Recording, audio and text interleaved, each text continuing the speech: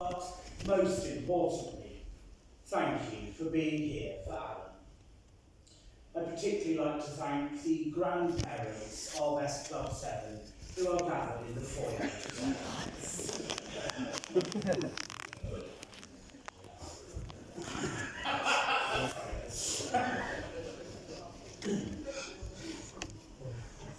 Our service today is a mixture of music and memories, poetry and prayerfulness. But I am very conscious that even with the chapel as full as it is, and I didn't even know they were seated up there are those who are thinking of us, but who can't, for whatever reason, be present. Some are joining us via the magic of the webcam. And so if you see a camera facing in your direction, or at least a laptop, now you know why. But to represent their love and goodbyes, and indeed all those who are thinking of us today, and unite them with yours, we light a candle.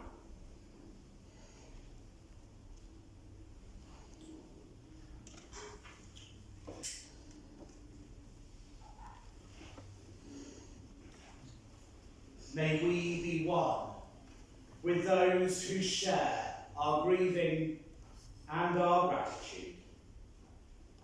Amen. Amen.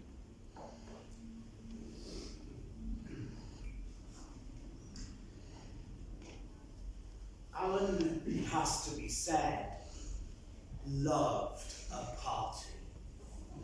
Mind you, however long the party was, he would have been comfortable in his infamous Skechers shoes. And so I've been thinking, life in all its fullness is not unlike a party.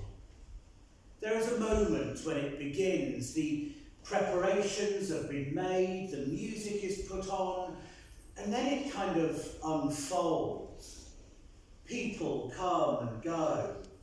Tunes are heard and forgotten. There are shouts and laughs and tears and squeals and smooches, and even the odd row, until one by one, goodbyes are said and the guests leave. Today then we meet to remember the party of Alan's own life. And even though it is sad that it is over, it was a good party. You know that, because you were all guests at it. This party then kicked off on the 4th of June 1946, the day that the little Alan Frederick chick was hatched in Down to his mum Grace and dad Fred, who served in the Merchant Navy before settling into his career as an electrician.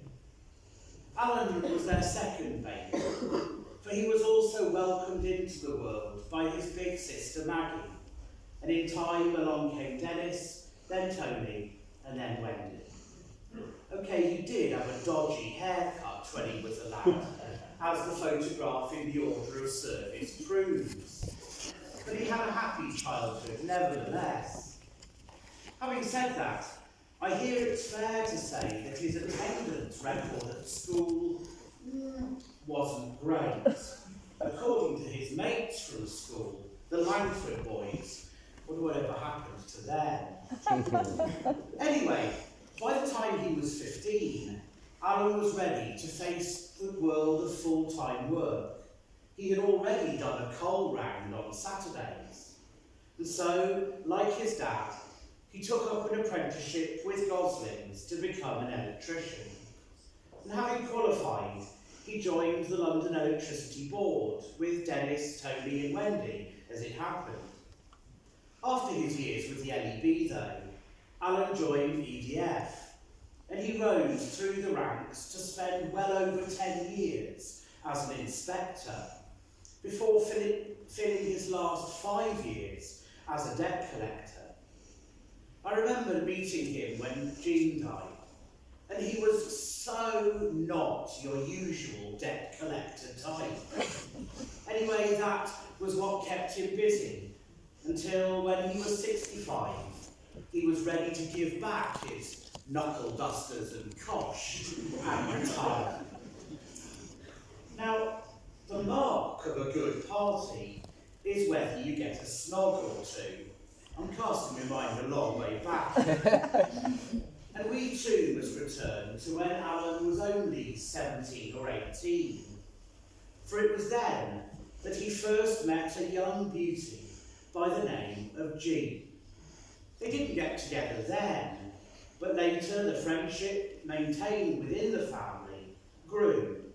And despite the fact that he was 14 years younger than her, in time that friendship with Jean blossomed into a relationship, which meant that Dave, Colin, Keith and Andy, her sons and of course his old school friends, well, they didn't come into his life, they were already there, but rather had a change of role, and so Alan became Daddy Al. Jean and Alan were very happy together, and so settled in to face the ups and downs of life together. Their romance was aided and abetted by Alan's motorbike, a Honda 125 Super Dream, if you're interested. And after the wedding, it was on that they shot off on honeymoon to the exotic destination of Hayling Island. Back home then, in 1971, there was huge rejoicing when little Mick popped up. A joy repeated 4 years later when Roger deigned to make an appearance too. I heard then that Alan didn't need to be strict. Jean pretty much had that covered. But rather he was a relaxed and very generous dad, both literally and metaphorically one of the lads. It has to be said that Jean saw him as a Peter Pan figure. But the boys talked of wonderful holidays to Pevensey in Kent after their camping trips, and later still of huge family holidays with up to 30 members of the family all at once going away together. Over the years, of course, the boys grew up and made their own lives. But the doorbell on this party kept ringing and ringing. For along came the 13 grandchildren and the 16 great-grandchildren. So if you think I'm listing that lot, you can think again. However, the cherry on the top of the cake was the arrival of Lily, the first great-granddaughter, who came along 12 years ago. All of whom I know were captured on Alan's trusty video camera, which went virtually everywhere with him. I met, as I said, Alan when he arranged Jean's funeral, and I remember how much he loved her, and so was unsurprised to hear how devotedly he had cared for her at the end.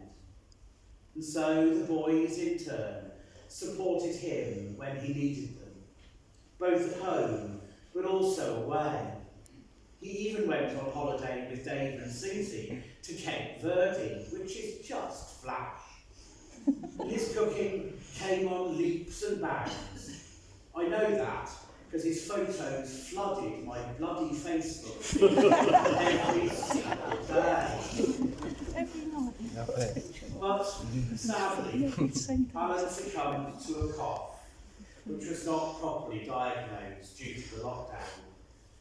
And by the time his cancer was found, it had reached stage 3. He coped brilliantly during his chemotherapy, and then faced radical radiotherapy at the Queen Mary Hospital. But the treatment took its toll, and on New Year's Eve, Alan was taken into the Princess Royal University Hospital with an infection. But sadly, some very frightening times were to follow, and so he was transferred to Guy's Hospital, and it was there 3 weeks later that he died on the 2nd of March, the day he bowed out of the party of his own earthly life, but also the day we believe that he was reunited with his Jean once more and forever. The heartache of today then is obvious, and not for me to tell you. For today you say your goodbyes in the only way we can, at the end of a party which has raged for 75 years.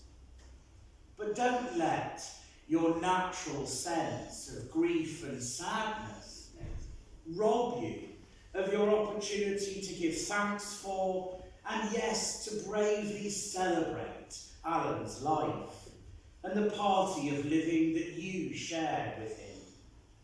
For each of you will have times of that party that you treasure, be they years, months, days, or simply moments. Maybe then you shared his love of music. He even joined the Kentones barbershop with Roger, or indeed his love for food. And to be fair, most of his meals did look quite nice. It may even be Alan that you have to thank for getting you into Skechers shoes that really are comfortable. Or you will have him sitting on your shoulder the next time you're at the newsagents, whispering, "Go on, get a scratch card." But whatever your memories and reflections, whether they make you laugh or cry, or simply sit and ponder, please don't keep them to yourselves. Hold them, treasure them, of course, but also share them with others who are hurting, and find the courage to hear the tales that others tell, so that each may be part of your Thanksgiving and your farewell. Which seems the right moment to turn to some of those who shared in this party for their thoughts, beginning with Pat.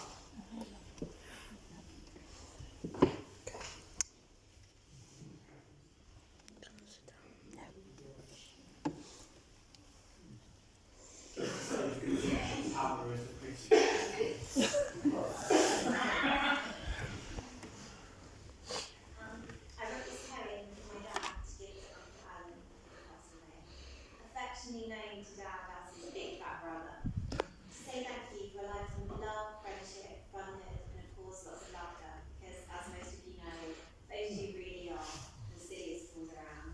There's never a woman and they're in town. To me, and so many of us here today, they are real life superheroes. You've always been, it's me and you, brother. You've always been my very best friend, thick as thieves until the very end. We're always together, you and me, causing havoc for all to see. And even in our ripe old age, FaceTime has become our greatest stage. But when I look back on so many amazing memories, it's very plain to see that we never knew without me. Holidays down the coast, camping drips galore, a childhood of happiness with my fabulous four. Father Fred and our dear old mum, chasing chickens down the garden on number one. Keelan would row the home that we grew, but there's never me without you. From pushing teachers into ponds, to playing cards late into the night, through my friendship with Dave, you met your wife. Your 4 sons with 2 more to come, I looked up to you, brother, you were my number one. From hitching Moritz home from school on our dog, the years flew by into white fog. Our families expanded and the fun continued, from lots of parties to dodgy discos. But there we were, you and me, looking back on life as one great big party. You called me a crook on my dodgy paraffin rounds, riding motorbikes through rocky grounds. I was trouble through and through, but there was never me without you. And the worst was when I left you up a tree, but you always saw the best in me. I've missed you these past couple of years, we didn't get to have quite as many beers. But our FaceTimes have been the highlight of my day, between Evie dancing and Sally shouting my name. You'll never quite know how much you mean to me, but I love you, brother, it's plain to see. Family is everything, it will always be, but I can't imagine you without me. But we did it good, brother, what a wonderful life, what our beautiful families, our wonderful wives. Never regret, we did it all. I'm so proud of you, brother, I'm proud of it all. My life has been wonderful with you by my side, never a dull moment, the most fabulous ride. It's been my biggest pleasure to share this journey of life with you. I love you, my number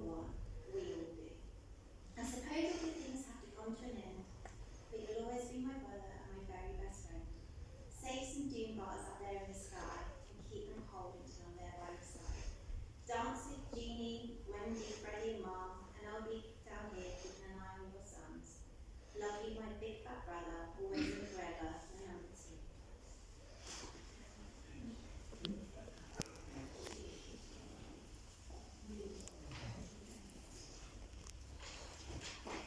To next to his thoughts then to David. And I was wondering what to do during the next 3 or 4 hours. So I decided to bring with me a snack that I know the fruit of.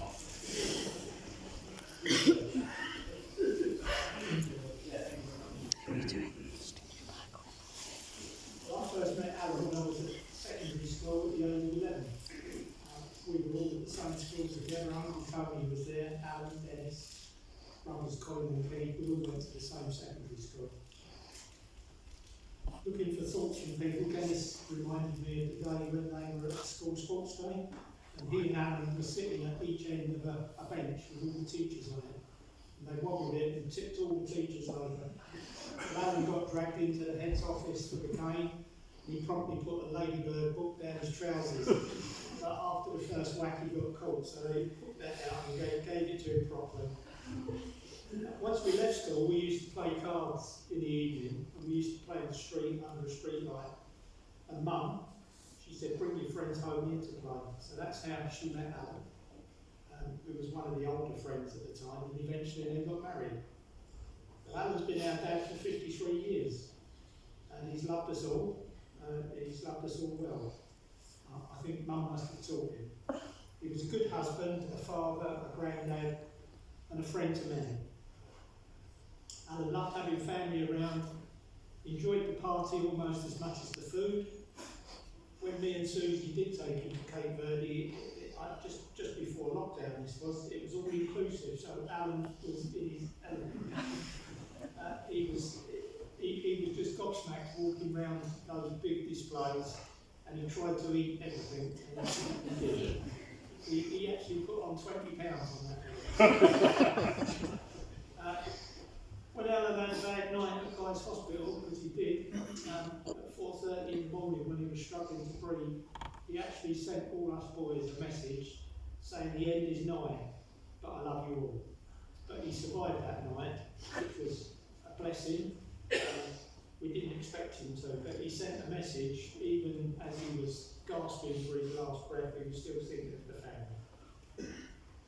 So we move on to his passion for buying a newspaper and a scratch card, and he used to go to the Londis shop. The funeral procession stopped at the Londis shop on the way here. And on telling the owner that Alan had passed, he recalled a day when there was a mum with 2 children in that shop who got off the bus at the wrong stop, and they were frantic because they didn't know where they were going. Alan overheard that conversation, and he said, jump in the car and I'll take you there. And he said he was a kind-hearted man, and he always remembers him. And as a scratch card fanatic, you all know he used to pull them out of his pocket and say, do a scratch card. So he's laying here today with a scratch card in his top pocket. It's not been scratched, so if in a year's time they're looking for £1 million winner, they can know where we're going to put it. So he's got a scratch card with him today, and in memory of Alan, we've bought the scratch card for him, probably in this room. At the wake afterwards, you're all going to have a go. Whether you gamble or not, you've got to scratch it just for Alan's sake. And good luck to everybody. And he'll be laughing his head off knowing that you've got one and he's got one in his pocket as well.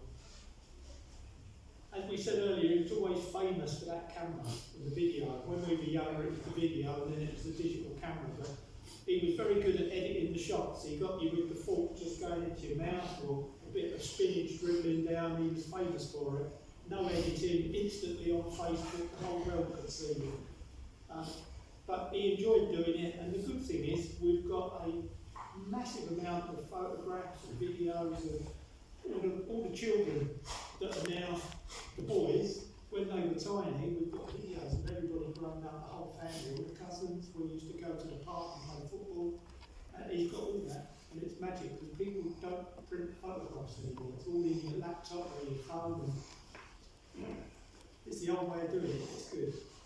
And during lockdown, we arranged for 6 boys and Alan to do a Zoom call every week. And I think we probably saw more of Alan during lockdown than we did before. and he always enjoyed the Zoom calls, and he always used to send a message saying it was a real good catch-up. So that was nice. I'm going to read out Jason made a tribute on his much loved page saying he always remembers Alan as the Malteser man. Throwing him in the air, trying to catch him in his mouth. Mum would walk in the room and go, "Alan, what are you doing? Why don't you grow up?" Do it again. And he trained all the children, all the grandchildren, to throw them up Maltesers. From the age of 4, Ricky's the one doing the music. I don't know how old Ricky is now, but he's I'm not going to give his age away, but he's now an adult. But from the age of 4, Alan charged him with having the food fight at his funeral. So again, in recognition of Alan, all those that are able to come to the graveside, you've got a... I need another one. Ricky to check to make sure they all go in. So we've got 40 bags.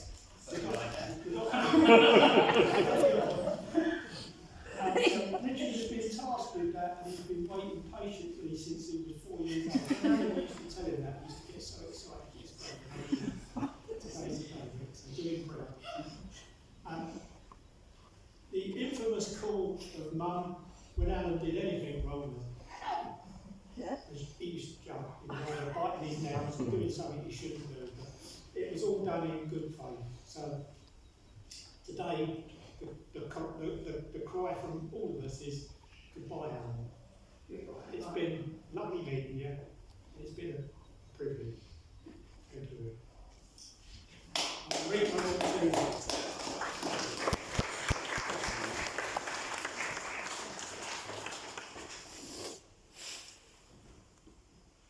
Yet, it is true that today we acknowledge that Alan's earthly party is over. A party presided over by a man who truly did love a party, who was naturally fun and laid back, who trusted nearly everyone, and was hugely generous, even if a little too much at times, and who was treasured above all for his fun spirit, his caring soul, and his loving heart. And so Alan clearly has loved and has been loved. And it is this man whose death we naturally mourn, but whose life we celebrate together. For as sad as we are that his party on earth is over, we recognise that in God the party of paradise is eternal, a party where all those he has loved and lost wait to greet him, in a heaven where there are plates and plates of seafood waiting just for him. Because not only was he a debt collector, he was a prawn boat broker.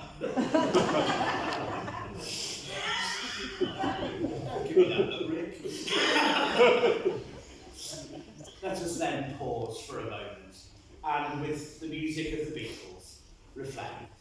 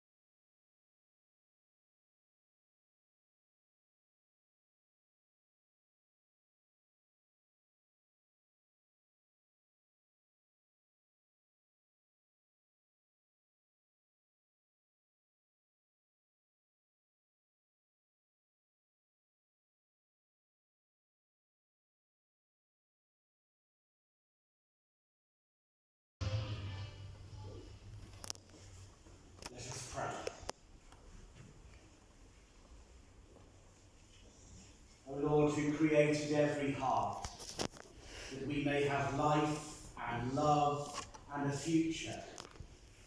You too hold those who suffer broken hearts, those who grieve, and those who are fearful for the future. And so, Father, bless those who grieve this day, as we offer our thanks for Alan and for the life he lived, even though his earthly heart has now stopped beating. This we pray in the name of Christ our King. Amen. Amen. We turn then to our hymn that you'll find in the beautiful orders of service. We'll all sing all of it together, except I have asked Alan's friends and colleagues from Kentholm to sing the 4th verse just alone as a tribute to his musical side. And Rick, you might like to just produce the sound of that for that verse. It's the I dance from a Friday with the sky turned back.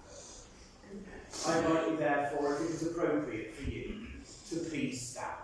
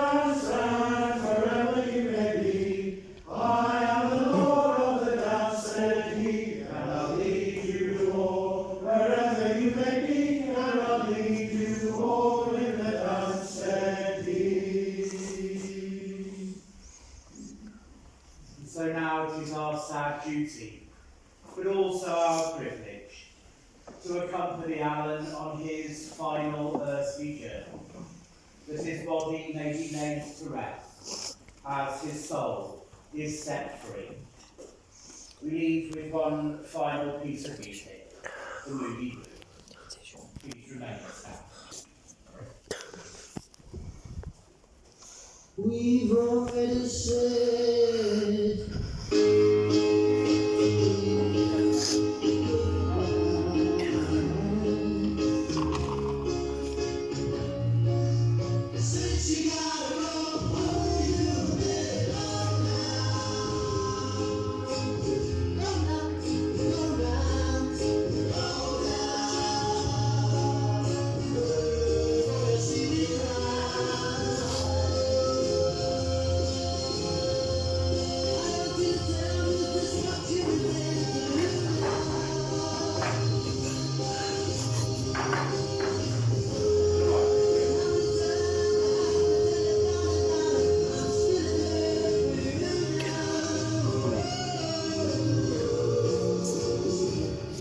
already said